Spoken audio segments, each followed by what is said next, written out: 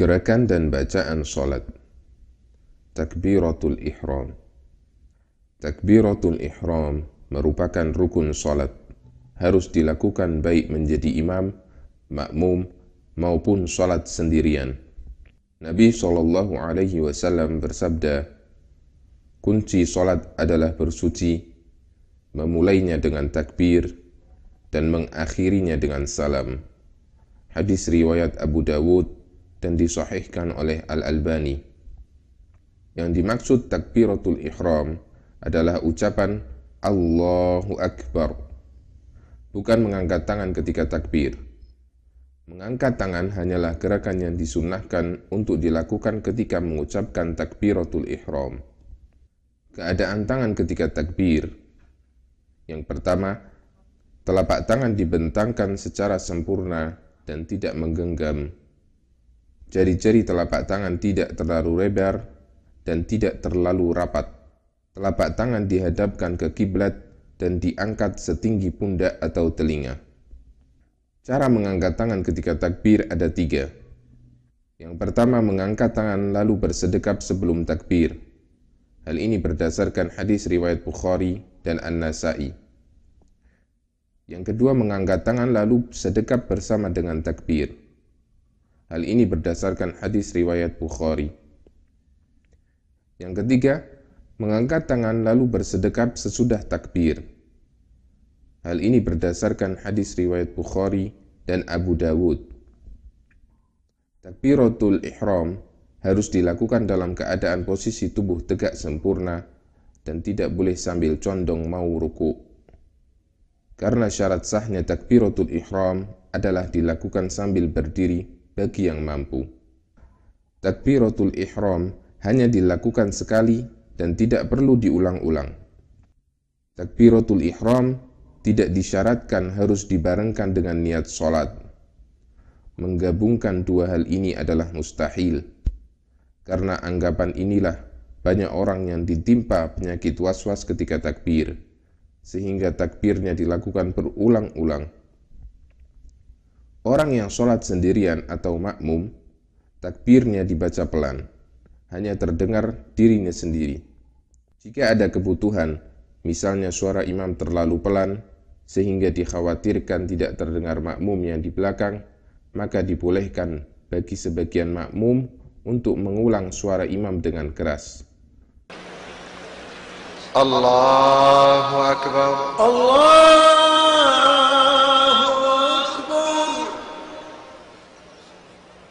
Namun jika tidak ada kebutuhan, maka tidak boleh.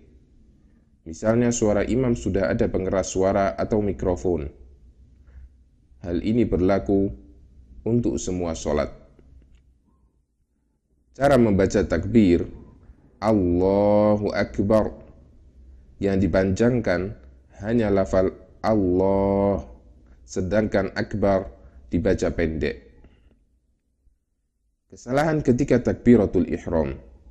Telapak tangan tidak dibuka sempurna, tetapi agak menggenggam. Telapak tangan tidak dihadapkan ke kiblat. Mengangkat tangan tidak setinggi bahu atau telinga. Was-was ketika takbir, sehingga dilakukan secara berulang-ulang.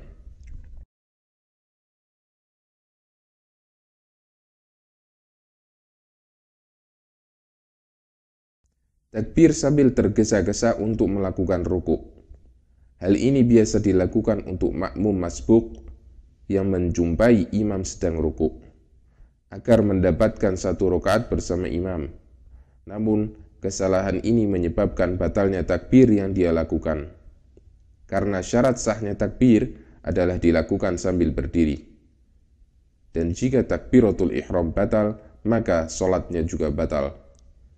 Mula Al-Qari mengatakan, adapun orang yang bertakbir sambil menunduk sebagaimana yang dilakukan orang-orang awam karena terburu-buru, maka sholatnya tidak sah.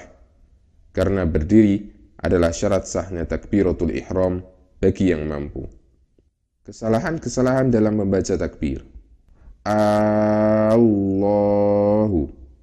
Al dibaca panjang. Lafal ini artinya apakah Allah Maha Besar? Kesalahan kedua, akbar. Dibaca panjang. Lafal ini artinya, apakah Allah Maha Besar? Dan kesalahan yang ketiga, akbar. Bar dibaca panjang. Akbar artinya beduk. Sehingga kalimat Allahu Akbar artinya Allah adalah beduk. Maha suci Allah. Kesalahan dalam membaca lafal takbir menyebabkan kesalahan arti. Semua arti yang salah di atas merupakan kalimat kekufuran. Orang yang mengatakan, apakah Allah Maha Besar? Berarti telah meragukan sifat Maha Besar Allah. Kesalahan berikutnya, makmum bertakbir dengan suara keras sehingga mengganggu orang lain ketika sholat jamaah. Yang boleh bertakbir dengan keras hanyalah imam. Ada sebagian makmum yang mengulang suara imam, padahal suara imam sudah keras dan terdengar ke semua jamaah. Biasanya ini dilakukan ketika sholat Id, karena meniru yang ada di Masjidil Haram. Padahal ini adalah satu hal yang tidak perlu dilakukan, karena riwayat yang menyebutkan Abu Bakar mengeraskan suara Nabi SAW ketika sholat berjamaah terjadi ketika Nabi SAW sakit, sehingga suara beliau pelan. Tidak menggerakkan lidah ketika membaca takbir, atau bertakbir namun di hati.